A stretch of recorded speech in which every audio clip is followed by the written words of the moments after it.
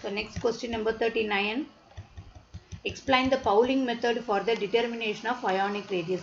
So this is the 5-mark question. So first we need to write the definition for the ionic radius. So next we need to write the Pauling method.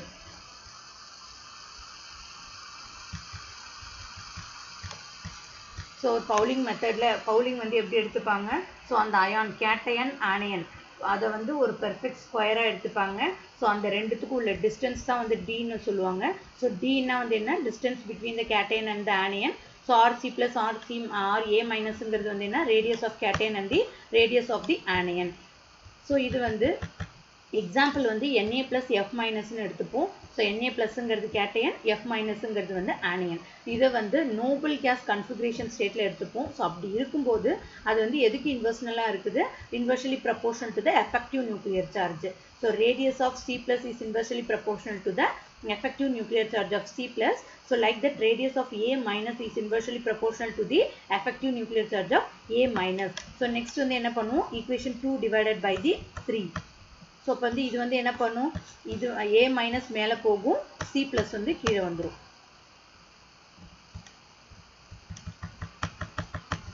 So இந்த equation வந்து equation we are taking as equation 4 ன்னு எடுத்துக்கிறோம். So இந்த equation 1 4 solve பண்ணும்போது நமக்கு என்ன values கிடைக்கும்?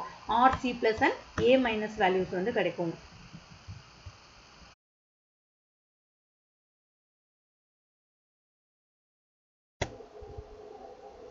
Next question number 40. Explain the periodic trend of ionization potential.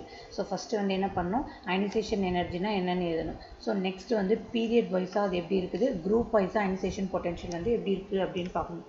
So variation in the period. So as we move across the period, so left to right வந்து periodic table வந்து move பண்ணும்போது so ionization value வந்து என்ன ஆகுது? Increases. So this is due to the two reasons. So increase in the nuclear charge and decrease in the atomic size.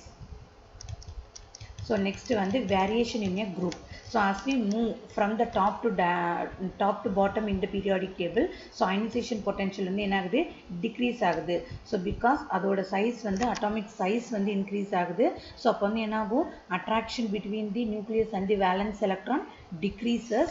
So increase of the screening effect of the outermost electron due to the increase of the inner electron. So inner electron increase ஆகும்போது screening effect increase ஆகும். So nucleus க்கு valence electron க்கு உள்ள attraction வந்து கம்மியாகுது. So ionization potential becomes, so ionization enthalpy becomes decreases. So next diagonal relationship. So second and third group வந்து பார்க்கும்போது என்ன ஆகும்? So diagonal அந்த elements வந்து பார்க்கும்போது அதோட properties வந்து similar இருக்கும். So that only we call it as the diagonal relationship. So that lithium and magnesium property is similar, like that beryllium and aluminum property is similar. So like that boron and silicon properties is similar. So next question number 42. Why the first ionization enthalpy of sodium is lower than that of magnesium, while it is second ionization enthalpy is higher than that of the magnesium? So first ionization enthalpy சோடியத்துக்கு லோயரா இருக்குது than that of magnesium அப்படின்னு சொல்லியிருக்காங்க. இப்போ வந்து சோடியமோட atomic number வந்து 11. So அதோட outermost ஆர்பிட்டில் ஒரு electron இருக்கும். So அப்போ நம்ம கம்மியான எனர்ஜி கொடுத்தாலும் என்ன பண்ணலாம்? ஸோ அந்த எலக்ட்ரான் வந்து ஈஸியாக வெளில எடுத்துடலாம். ஸோ அதுக்கு வந்து லோயர் அயனைசேஷன் பொட்டென்ஷியலாக இருக்கும். ஸோ இதே மெக்னீஷியம்க்கு பார்க்கும்போது ஸோ அதுக்கு வந்து அட்டாமிக் நம்பர் 12. ஸோ இப்போ வேலன்ஸ் எலக்ட்ரானில் பார்த்தா 2 எலக்ட்ரான் இருக்கும். ஸோ கம்ப்ளீட்லி ஃபில்டாக இருக்கும். ஸோ அப்போ வந்து கம்ப்ளீட்லி ஃபில்டாக இருக்கும்போது பேரிங்காக இருக்கும்போது அந்த எலக்ட்ரானை வந்து நம்ம அவ்வளோ ஈஸியாக எடுக்க முடியாது. So we need to spend more energy than the sodium. So மெக்னீஷியம்க்கு higher ionisation potential than the sodium. So இதே வந்து செகண்ட் அயனைசேஷன் பொட்டென்ஷியலில் என்ன ஆகும்? ஸோ சோடியமில் இருந்த ஒரு எலக்ட்ரான் நம்ம எடுத்தாச்சு. ஸோ ரிமைனிங் 10 எலக்ட்ரான் இருக்குமா? இப்போ வந்து எல்லாமே கம்ப்ளீட்லி ஃபில்டாக இருக்கும், ஸ்டேபிளாக இருக்கும். ஸோ இப்போ அதுலேருந்து ஒரு எலக்ட்ரான் எடுக்கிறது கஷ்டம். ஸோ செகண்ட் அயனைசேஷன் பொட்டென்ஷியல் வந்து சோடியம்க்கு வந்து ஹையராக இருக்கும். இதே மெக்னீஷியம்க்கு பார்க்கும்போது ஆல்ரெடி 12 இருந்தது. ஸோ நம்மலேருந்து ஒரு எலக்ட்ரான் எடுத்துட்டோம். ஸோ ரிமைனிங் வந்து 11 இருக்குமா? ஸோ இப்போ 11லேருந்து ஒரு எலக்ட்ரான் எடுக்கிறது ஈஸியாக இருக்கும். ஸோ ஃபஸ்ட் அயனைசேஷன் பொட்டென்ஷியல் மெக்னீஷியம்க்கு அதிகம், செகண்ட் அயனைசேஷன் பொட்டென்ஷியல் கம்மி. Okay,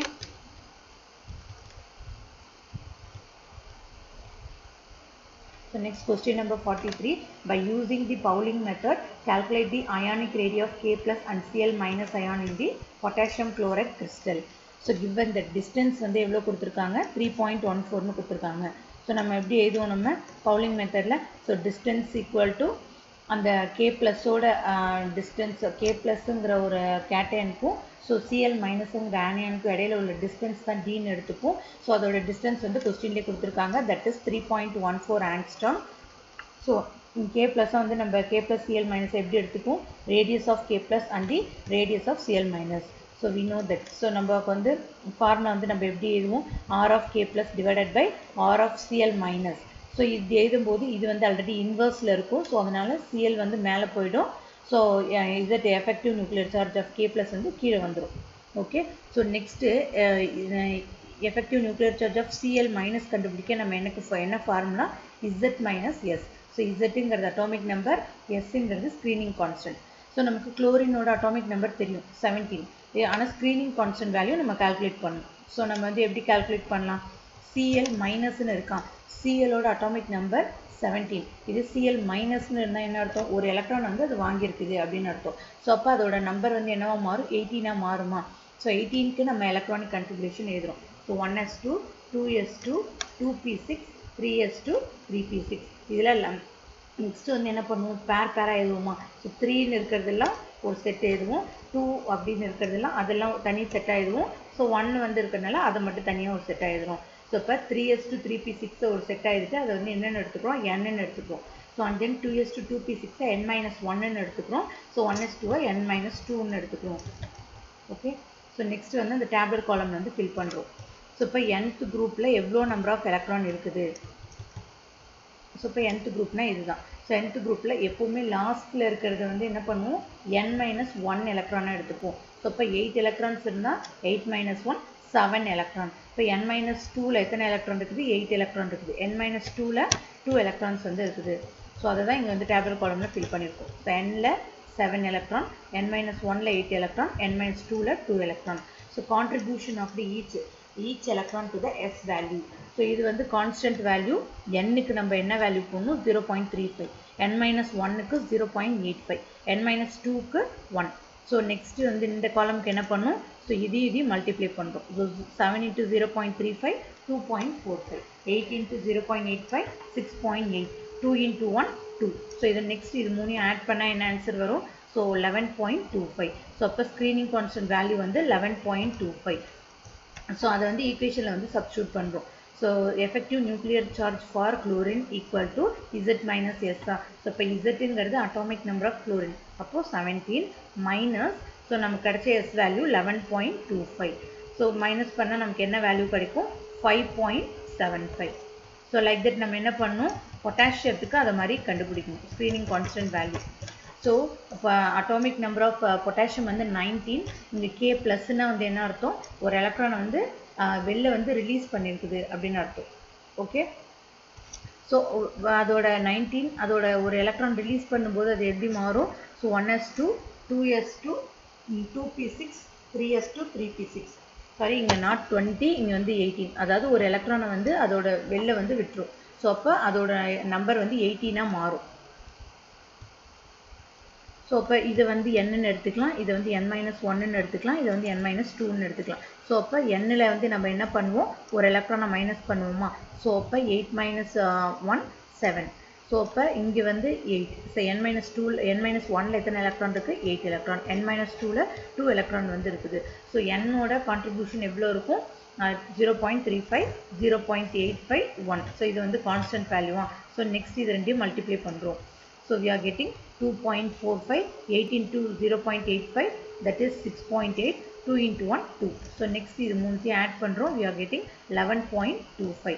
So effective nuclear charge கண்டுபிடிக்க என்ன பண்ணுவோம், so Z effective equal to Z minus S. So Zங்கிறது atomic number of potassium. So potassiumத்தோட atomic number 19 minus, so இந்த S value வந்து 11.25. So இது ரெண்டையும் minus பண்ணால் என்ன வேல்யூ கிடைக்கும், 7.75. So the effective nuclear charge of potassium is 7.75. So next வந்து இந்த equation வந்து substitute பண்ணுறோம். So K plus equal to இங்கே வந்து effective nuclear charge of chlorine இருக்குமா அதோட வேல்யூ வந்து என்ன கிடைச்சது 5.75. So effective nuclear charge of K plus இங்கே கீழே வருமா ஸோ அதோட வேல்யூ வந்து என்னது 7.75. ஸோ நமக்கு என்ன இதை கேன்சல் பண்ண என்ன வேல்யூ கிடைக்கும் 0.84.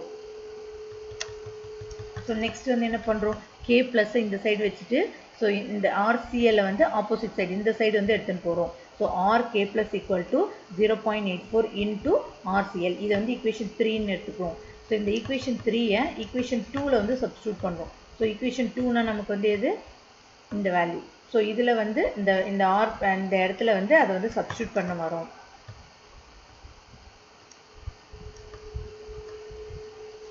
So RK plus equal to 0.74 into RCl.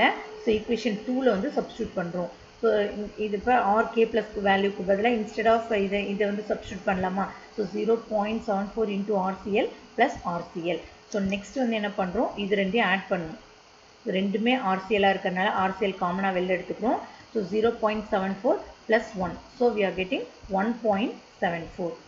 So next நமக்கு இதுலேருந்து என்ன கண்டுபிடிக்க போகிறோம் RCl கண்டுபிடிக்க போகிறோம். ஸோ RCl இந்த சைடு வச்சுட்டு ஸோ 1.74 என்ன பண்ணணும் அந்த சைடு போகுமா ஸோ அந்த சைடு போகும்போது அது வந்து டினாமினேட்டரில் போகும். So 3.14 divided by 1.74 equal to 1.81 angstrom.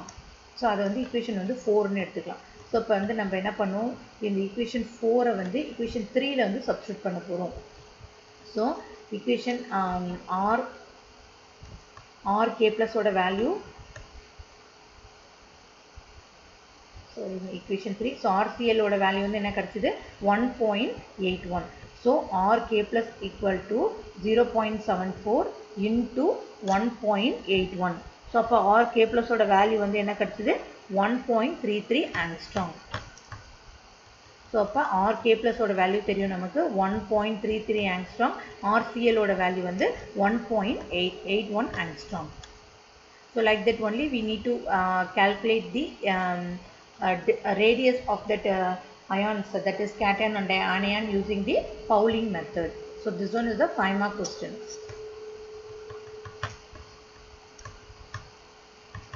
So next question number 44. Ionization potential of nitrogen is greater than that of the oxygen.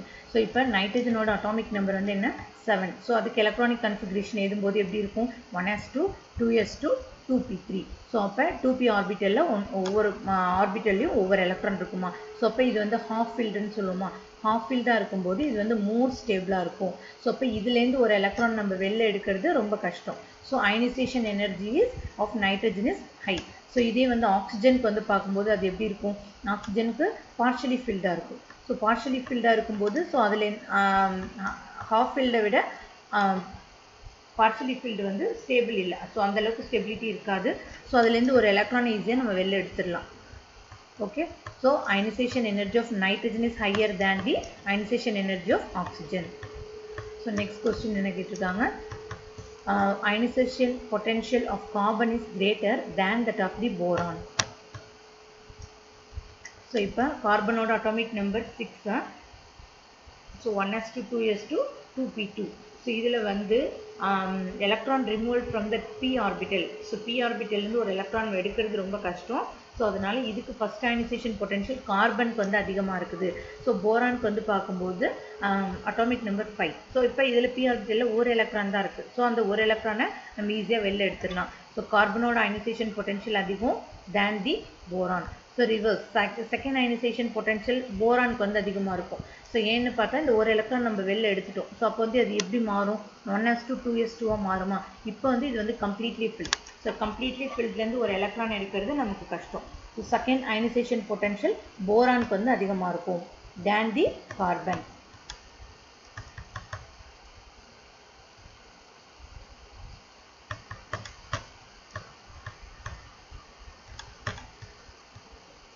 So next third வந்து என்ன சொல்லியிருக்காங்க electron affinity value of beryllium magnesium and noble gases are 0 and those of நைட்ரஜனுக்கும் so பாஸ்பரஸ்க்கும் very low value இருக்குது. So எதனால் reason வந்து கேட்டிருக்காங்க. So பெர்லியம்க்கு வந்து atomic number 4. So 1s2 2s2 மெக்னீஷியம்க்கு 12. ஸோ நம்ம எப்படி எழுதுறோம் 1s2 2s2 2p6 3s2. So Nobel கேஸஸ்க்கு எப்படி இருக்கும் 1s2 np6 வந்து காமன் எலக்ட்ரானிக் கன்ஃபிகரேஷன். இப்போ வந்து நோபல் கேஸஸில் எப்படி இருக்குது, கம்ப்ளீட்லி ஃபில்டாக இருக்குது. ஸோ அது வந்து ரொம்ப வந்து ஸ்டேபிளாக இருக்கும். So for all this elements beryllium, magnesium, noble gases, so எல்லாத்துக்குமே பார்க்கும்போது எப்படி இருக்குது, ஸோ கம்ப்ளீட்லி ஃபில்டாக இருக்குது. ஸோ இதில் போய் ஒரு எலக்ட்ரான் நமக்கு ஆட் பண்ணுறது ரொம்ப கஷ்டம். So the addition of electron is unfavourable. So அதனால அதோட எலக்ட்ரான் அஃபினிட்டி எப்படி இருக்குது, 0வாக இருக்குது. ஸோ நைட்ரஜனுக்கு வந்து atomic number 7.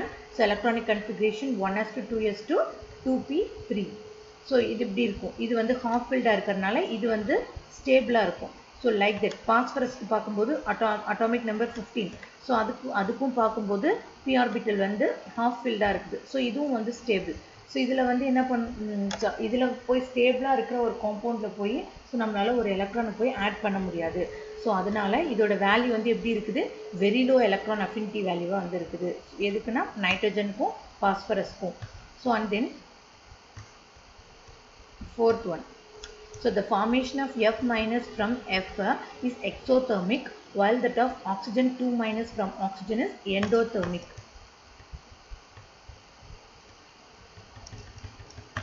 So this is the fourth answer. So F லேருந்து ஒரு எலக்ட்ரானை கெயின் பண்ணிட்டு F மைனஸாக வந்து மாறுது. ஸோ அப்போ வந்து இதுக்கு வந்து எலக்ட்ரானிக் அட்டாமிக் நம்பர் 9. இதுக்கு எலக்ட்ரானிக் கன்ஃபிகரேஷன் எப்படி எழுதுவோம், 1s2 2s2 2p5. ஸோ 2p5ஆக இருக்கிறதுனால ஈஸியாக ஒரு எலக்ட்ரானை கெயின் பண்ணிச்சுன்னா அது எப்படி மாறும், stable compound மாறிடும். So it is ready to gain one electron to attain the nearest inert gas configuration. So by gaining one electron, so energy is அந்த ஒரு எலக்ட்ரானை வந்து இது கெயின் பண்ணும்போது some amount of energy வந்து ரிலீஸ் பண்ணுது. So அது வந்து என்னன்னா எக்ஸோதெர்மிக் ரியாக்ஷன் அப்படின்னு சொல்றோம். ஸோ இப்போ வந்து ஆக்சிஜன் வந்து என்ன பண்ணுது, ஸோ 2 எலக்ட்ரானை வந்து கெயின் பண்ணிவிட்டு ஆக்சிஜன் 2 மைனஸாக மாறுது. இது வந்து எப்படி இருக்குன்னு சொல்கிறாங்க, எண்டோதெர்மிக்காக இருக்குது. ஸோ இப்போ வந்து ஆக்சிஜனோட அட்டாமிக் நம்பர் 8. ஸோ அது வந்து எப்படி எழுதுகிறோம், 1s2 2s2 2p3 sorry 2p4 வரும். ஸோ 2p4 வரும். It is the small atom with high electron density. So அதில் வந்து ஆட்டமோட சைஸ் வந்து எப்படி இருக்குது, ரொம்ப ஸ்மாலாக இருக்கும். ஸோ அப்போ அதோட எலக்ட்ரான் டென்சிட்டி வந்து எப்படி இருக்கும், நமக்கு வந்து டென்சிட்டி வந்து அதிகமாக இருக்கும். So the first electron affinity is negative. So இதுக்கு வந்து ஃபஸ்ட்டு ஒரு எலக்ட்ரானை வந்து இதில் ஆட் பண்ணும்போது ஸோ நெகட்டிவ் வேல்யூ கிடைக்குது. ஸோ அப்படின்னு சொல்கிறாங்க. ஸோ செகண்ட் எலக்ட்ரான் அஃபினிட்டி வந்து எப்படி இருக்குது, பாசிட்டிவ் வேல்யூவாக கிடைக்குது அப்படின்னு சொல்கிறாங்க. Because the electron is added to an ion which is already. So already அது வந்து நெகட்டிவாக தான் இருக்குது. ஸோ அதில் போய் ஒரு எலக்ட்ரான் ஆட் பண்ணும்போது என்னாகும், ஸோ எலக்ட்ரானுக்கு ரிப்பல்ஷன் வந்து நடக்குது. ஸோ அப்போ இங்கே செகண்ட் எலக்ட்ரான் அஃபினிட்டி வந்து அதுக்கு வந்து பாசிட்டிவ் வேல்யூ கிடைக்குது அப்படின்னு சொல்கிறாங்க. ஸோ நெக்ஸ்ட் வந்து ஸ்க்ரீனிங் எஃபெக்ட். ஸோ ஸ்க்ரீனிங் எஃபெக்ட்னா நம்ம என்ன பார்த்தோம், ஸோ அட்டாமிக் நம்பர் இன்க்ரீஸ் ஆகும்போது அதோட நம்பர் ஆஃப் எலக்ட்ரான்ஸ் வந்து இன்க்ரீஸ் ஆகுமா. ஸோ அப்போ நம்பர் ஆஃப் எலக்ட்ரான்ஸ் இன்க்ரீஸ் ஆகும்போது எலக்ட்ரான் வந்து ஒவ்வொரு வேறு நியூ ஷெல்ஸில் போய் ஆட் ஆகும். ஸோ அப்போ வந்து நியூக்ளியஸ்க்கும் அந்த அட்டாமிக் அந்த ஷெல்லுக்கும் உள்ள டிஸ்டன்ஸ் வந்து இன்க்ரீஸ் ஆகுமா. ஸோ டிஸ்டன்ஸ் வந்து இன்க்ரீஸ் ஆகும்போது அந்த இன்னர் எலக்ட்ரான்ஸ் வந்து இன்க்ரீஸ் ஆகும். ஸோ இன்னர் எலக்ட்ரான்ஸ்னால் பேலன்ஸ் எலக்ட்ரானுக்கும் நியூக்ளியஸ்க்கும் இடையில நிறைய ஆர்பிட் இருக்கும் இல்லையா. ஸோ அதில் இருக்க எலக்ட்ரான்ஸ் வந்து இன்னர் எலக்ட்ரான்ஸ். ஸோ அப்போ இந்த இன்னர் எலக்ட்ரான்ஸ் வந்து எப்படி ஆக்ட் பண்ணும், ஒரு ஸ்க்ரீன் மாதிரி ஒரு ஷீல்டு மாதிரி ஆக்ட் பண்ணும். ஸோ அப்போ நியூக்ளியஸ்க்கும் வேலன்ஸ் எலக்ட்ரானுக்கும் அட்ராக்ஷன் வந்து எப்படி என்ன பண்ணும், ஸோ ரெடியூஸ் பண்ணும். ஸோ அதை தான் வந்து என்னன்னு சொல்கிறோம், நம்ம ஷீல்டிங் எஃபெக்ட்னு சொல்கிறோம், இல்லைனா ஸ்க்ரீனிங் எஃபெக்ட்னு சொல்லலாம். So next briefly give the basis for Pauling scale of electronegativity. So already ஒன்று பார்த்துருப்போம், Pauling method for the calculation of so radius கண்டுபிடிக்கிறது பவுலிங் மெத்தட். இது வந்து Pauling scale for the electronegativity. So don't confuse with this two questions. Okay, so this is the Pauling scale for electronegativity, Pauling method for calculating the radius of the ions. Okay, so இதுக்கு வந்து என்ன பண்ணும், first வந்து எலக்ட்ரோநெகட்டிவிட்டியோட so formula வந்து definition வந்து எழுதுகிறோம். So and then bowling வந்து என்ன அசியூம் பண்ணிக்கிறாரு, ஹைட்ரஜனுக்கும் ஃப்ளூரினுக்கும் எலக்ட்ரோநெகட்டிவிட்டி வேல்யூ அவர் வந்து அசியூம் பண்ணிக்கிறாங்க. ஹைட்ரஜனுக்கு 2.2வும் ஃப்ளூரினுக்கு வந்து 4 அப்படின்னு வந்து கால்குலேட் பண்ணிக்கிறாரு. ஸோ இதோட எலக்ட்ரோநெகட்டிவிட்டி வேல்யூ வச்சுட்டு ஸோ ரிமைனிங் இருக்கிற எலிமெண்ட்ஸுக்கு வந்து எலக்ட்ரோநெகட்டிவிட்டி வந்து கண்டுபிடிக்கிறாரு using this formula. So chi A minus chi B equal to 0.182 square root of EAB minus EA into EB power 1/2. So next question number 47. State the trends in the variation of electronegativity in the group and period. So electronegativity group wise எப்படி இருக்குது, period wise எப்படி இருக்குது, so அப்படின்னு பார்க்கலாம். So period wise பார்க்கும்போது left to right, periodic table left to right வந்து move பண்ணும்போது so அதோட எலக்ட்ரோநெகட்டிவிட்டி வந்து என்ன ஆகுது, இன்க்ரீஸ் ஆகுது. ஸோ எதுக்கு வந்து இன்க்ரீஸ் ஆகுதுன்னா அதோட அட்டாமிக் ரேடியஸ் வந்து டிக்ரீஸ் ஆகுது. ஸோ அப்போ அட்ராக்ஷன் வந்து எப்படி இருக்கும், attraction between the valence electron in the nucleus வந்து increase ஆகும். ஓகே, ஸோ அப்போ எலக்ட்ரோநெகட்டிவிட்டி வந்து என்ன ஆகுது, increases. ஸோ அதோட கிராஃப் வந்து ஸோ வேரியேஷன் ஆஃப் எலக்ட்ரோநெகட்டிவிட்டி இந்த குரூப். ஸோ குரூப் வைஸாக பார்க்கும்போது எலக்ட்ரோநெகட்டிவிட்டி வந்து என்ன ஆகுது, டிக்ரீஸ் ஆகுது. ஸோ ஏன் டிக்ரீஸ் ஆகுதுன்னு பார்த்தோம்னா அதோட அட்டாமிக் ரேடியஸ் வந்து இன்க்ரீஸ் ஆகும். இன்க்ரீஸ் ஆகும்போது என்ன ஆகும், இன்னர் எலக்ட்ரான் ஒரு ஷீல்டு மாதிரி ஆக்ட் பண்ணும். ஸோ வேலன்ஸ் எலக்ட்ரானுக்கும் நியூக்ளியஸ்க்குள்ள அட்ராக்ஷன் வந்து கம்மியாகும். ஓகே, ஸோ அட்ராக்ஷன் வந்து கம்மியாகுது. ஸோ அதனால் எலக்ட்ரோநெகட்டிவிட்டி ஆல்சோ டிக்ரீசஸ். ஸோ இது வந்து ஃபஸ்ட் குரூப் வச்சு சொல்லியிருக்காங்க கிராஃபில். ஸோ குரூப் வைஸாக பார்க்கும்போது அதோட எலக்ட்ரோநெகட்டிவிட்டி வேல்யூ வந்து என்ன ஆகுது, டிக்ரீஸ் ஆகுது.